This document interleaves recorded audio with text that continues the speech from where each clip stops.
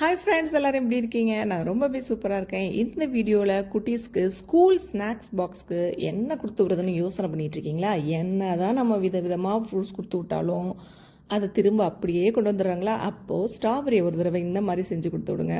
பசங்க மிச்சமே வைக்க மாட்டாங்க. உங்களுக்கும் வேலை ரொம்ப ரொம்ப ஈஸிங்க. திரும்ப வரும்போது டிஃபன் பாக்ஸ் பார்க்கும்போது காலியாக இருக்கும். வாங்க நம்ம எப்படி பண்ணலாம் அப்படின்றத பார்க்கலாம். இது வந்து ரொம்ப ஹெல்த்தியாக 2 மினிட்ஸில் பண்ணிடலாம். இந்த ரெசிபி பண்ணுறதுக்கு ஸ்ட்ராபெரி எல்லாத்தையும் நல்லா வாஷ் பண்ணி எடுத்துகிட்டு தயிர் வந்து கெட்டியான தயிரில் சுகர் போட்டுட்டு நல்லா மிக்ஸ் பண்ணிக்கோங்க. சுகர் பிடிக்காதவங்க போட தேவையில்லைங்க. அதுக்கப்புறம் டெசிகேட்டட் கோகோனட், அதாவது ட்ரை கோகோனட் இருக்கு இல்லையா, அது வந்து இருந்தது அப்படின்னா எடுத்துக்கோங்க, இல்லைன்னா வேண்டாம். ஒன்லி தயிரும் சுகர் மட்டுமே போதுங்க.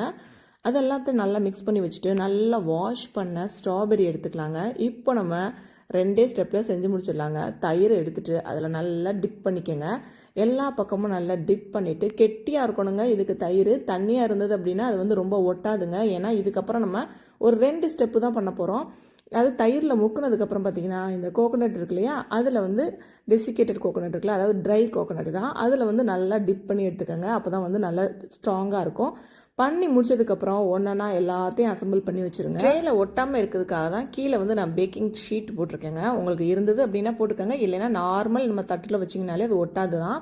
இது எல்லாத்தையும் நம்ம ஒன்றா டிப் பண்ணி முடிச்சதுக்கப்புறம் ஃப்ரீசரில் ஒரு 10 மினிட்ஸ் வந்து இதை ஃபஸ்ட்டு நல்லா ஃப்ரீஸ் பண்ண விடுங்க.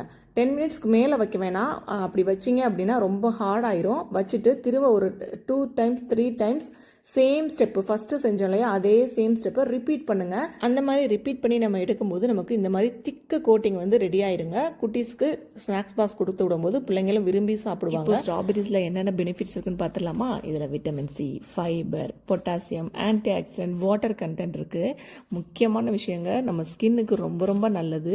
ஏன்னா ஆன்டி ஆக்சிடென்ட் இருக்கிறதுனால ஸ்கின்னுக்கு வந்து நம்ம ஏஜ் ஆனால் சுருக்கம்லாம் வரும்ல, அந்த சுருக்கத்தெல்லாம் தடுத்து நம்ம ஸ்கின் பலன்னு இருக்கிறதுக்கு ஹெல்ப்ஃபுல்லாக. மற்ற ஃப்ரூட்ஸை கம்பேர் பண்ணும்போது ஸ்ட்ராபெரிஸில் ரொம்ப கம்மியான கேலரிஸ் இருக்கிறதுனால வெயிட் லாஸ்க்கும் நமக்கு ஹெல்ப்ஃபுல்லாக இருக்குது. நிறைய பேர் நினச்சிட்டு இருக்காங்க இது சாப்பிட்டா ரொம்ப குண்டாயிரும் அப்படின்னா, அப்படிலாம் கிடையவே கிடையாதுங்க.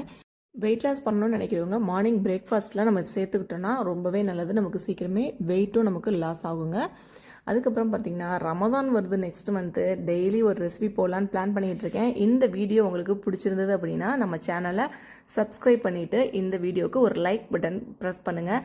கண்டிப்பாக அடுத்தடுத்து நல்ல ரெசிபி, ஹெல்த்தியான ரெசிபி உங்களுக்காக நான் வந்து போடுறேன். ஸ்ட்ராபெரிஸில் white chocolate, dark chocolate, Nutella, இந்த மாதிரி சாக்லேட் ஐட்டங்கள்லாம் வச்சுட்டு நமக்கு டிஃப்ரெண்ட் வெரைட்டிஸ் பார்த்துருப்போம். இது வந்து பார்த்திங்கன்னா நமக்கு தயிரை வச்சுட்டு ரொம்ப ஹெல்த்தி வேலை, அதோட டேஸ்ட் மாறாமல் நம்ம சாப்பிட்டு பார்க்கலாம். கண்டிப்பாக உங்களுக்கும் பிடிக்கும்.